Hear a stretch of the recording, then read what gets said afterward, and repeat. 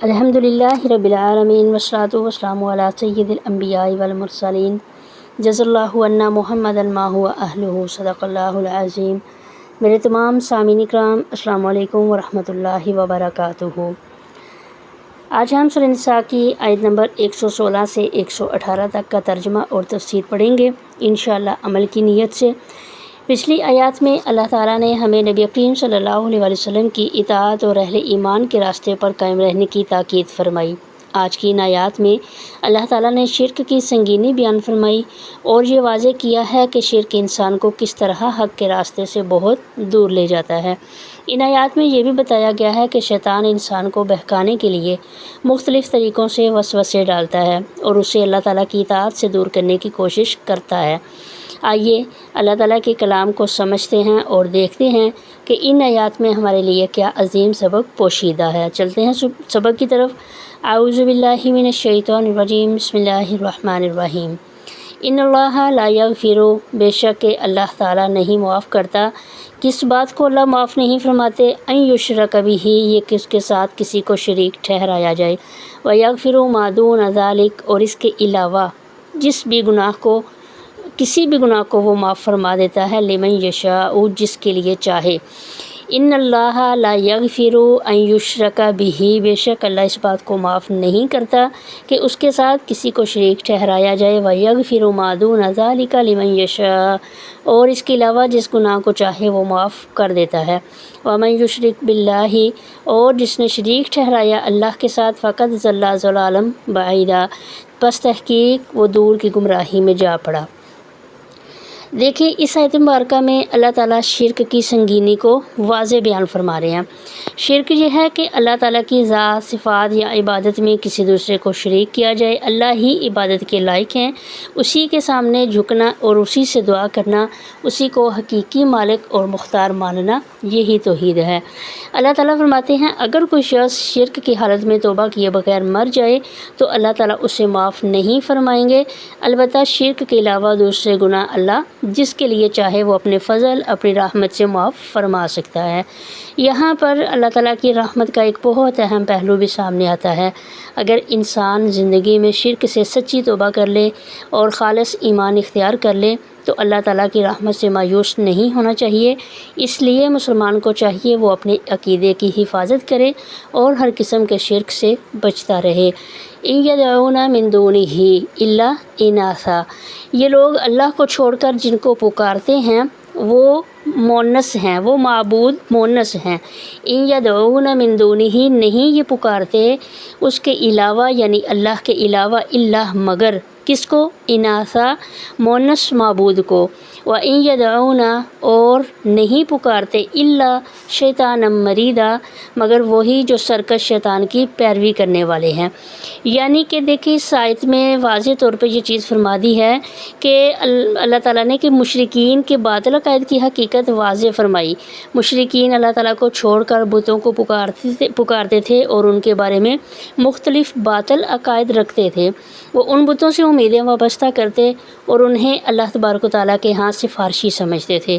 اللہ فرماتے ہیں کہ حقیقت میں یہ وہ لوگ ہیں شیطان کی پیروی کر رہے ہیں، کیونکہ شیطان ہی انسان کو اللہ کی عبادت سے ہٹا کر شرک اور گمراہی کی طرف لے جاتا ہے۔ اس سے ہمیں یہ سبق ملتا ہے کہ انسان کو صرف ظاہری بتوں سے ہی نہیں بلکہ ہر اس عقیدے اور عمل سے بچنا چاہیے جو اسے اللہ تعالیٰ سے دور کر دے۔ لعنہ اللہ، اللہ نے اس پر لعنت کی، یعنی اللہ نے شیطان پر لعنت کی۔ تو شیطان نے بھی کس چیز کی قسم کھا لی تھی؟ اللہ نے لعنت کی اس پر۔ وقال لأتخذن من عبادک، اور اس نے کہا میں ضرور تیرے بندوں میں سے نصیبا مفروضہ، ایک حصہ مقرر لے کر رہوں گا۔ لعنہ اللہ، اللہ نے اس پر لعنت کی۔ وقال لأتخذن من عبادک نصیبا مفروضہ، اس نے کہا میں ضرور تیرے بندوں میں سے ایک مقرر حصہ لے کر رہوں گا۔ اس آیت میں شیطان کی سرکشی اور اس کے ارادے کا ذکر ہے۔ اللہ تبارک و تعالیٰ نے شیطان کو اپنی رحمت سے دور کر دیا، لیکن شیطان نے انسانوں کو گمراہ کرنے کا عزم کر لیا۔ اس نے کہا میں اللہ کے بندوں میں سے ایک مقرر حصہ ضرور اپنے راستے پر لگا کر رہوں گا۔ شیطان کا مقصد یہ ہے کہ وہ انسان کو اللہ تعالیٰ کی اطاعت سے دور کرے۔ اس کے دل میں وسوسے ڈالے اور اسے گناہ، شرک، نافرمانی کی طرف لے جائے۔ لیکن یہاں یہ بات سمجھنا بہت ضروری ہے کہ شیطان انسان کو مجبور نہیں کر سکتا، وہ صرف وسوسہ ڈالتا ہے اور گمراہی کی طرف دعوت دیتا ہے۔ انسان کے پاس اختیار ہے کہ وہ شیطان کی بات مانے یا اللہ کی اطاعت کا راستہ اختیار کرے۔ اس لیے ہمیں ہمیشہ اللہ تعالیٰ کی پناہ مانگنی چاہیے، اپنے ایمان کی حفاظت کرنی چاہیے اور قرآن و سنت کے راستے پر مضبوطی سے قائم رہنا چاہیے۔ دیکھیے میرے عزیز معزز سامعین کرام، یہاں پہ جو تینوں آیات ہیں اس میں سے جو حاصل ہونے والے اسباق ہیں ان میں سب سے پہلا سبق کیا ملتا ہے؟ شرک کے بارے میں، کہ شرک سب سے بڑا گناہ ہے، اس لیے اپنے عقیدے کی حفاظت بہت ضروری ہے۔ دوسرا کہ اللہ تعالیٰ کے سوا کسی کو عبادت کا مستحق نہیں سمجھنا چاہیے۔ نمبر 3 پہ آ رہا ہے شیطان انسان کا کھلا دشمن ہے، قرآن میں بار بار اس چیز کا ذکر کیا گیا ہے اور اسے اللہ تعالیٰ سے دور کرنے کی کوشش کرتا ہے۔ پھر آتا ہے کہ شیطان صرف وسوسہ ڈالتا ہے، انسان کو مجبور نہیں کرتا، اس لیے ہمیں اپنے اختیار کا صحیح استعمال کرنا چاہیے۔ 5واں سبق اس میں یہ ملتا ہے کہ اللہ تعالیٰ کی رحمت سے مایوس نہیں ہونا چاہیے، بلکہ سچی توبہ اور ایمان کے ساتھ اس کی طرف رجوع کرنا چاہیے۔ قرآن پاک کا 6واں سبق، نبی کریم صلی اللہ علیہ وسلم کی تعلیمات ہی ہمیں شیطان کے فریب سے بچنے کا صحیح راستہ دکھاتی ہے۔ معزز سامعین کرام، آج کی ان آیات میں ہمارے لیے بہت بڑی نصیحت ہے۔ شیطان نے انسان کو گمراہ کرنے کا عزم کیا، لیکن اللہ نے ہمیں قرآن کریم کی صورت میں ہدایت عطا فرمائی اور نبی کریم صلی اللہ علیہ وسلم کی سنت ہمارے لیے روشن راستہ بنا دی۔ اس لیے ہمیں چاہیے کہ اللہ تعالیٰ سے اپنا تعلق مضبوط کریں، اپنے عقیدے کی حفاظت کریں، شرک اور گناہوں سے بچیں اور شیطان کے وسوسوں سے اللہ تعالیٰ کی پناہ مانگتے رہیں۔ اللہ تعالیٰ ہمیں خالص توحید پر قائم رہنے، ہر قسم کے شرک سے بچنے، شیطان کے فریب سے محفوظ رہنے اور قرآن و سنت کے مطابق زندگی گزارنے کی توفیق عطا فرمائیں۔ آمین یا رب العالمین۔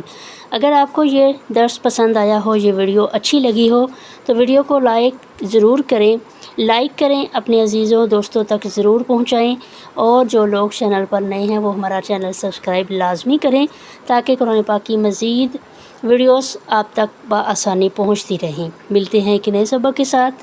السلام علیکم ورحمۃ اللہ وبرکاتہ۔